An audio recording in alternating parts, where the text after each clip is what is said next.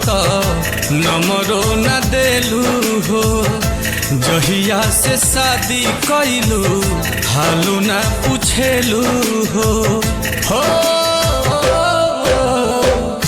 खबरो न लेलू अब तो नमरो न देलू हो।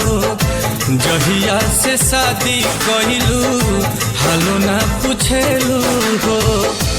सही सतैबू काहे जा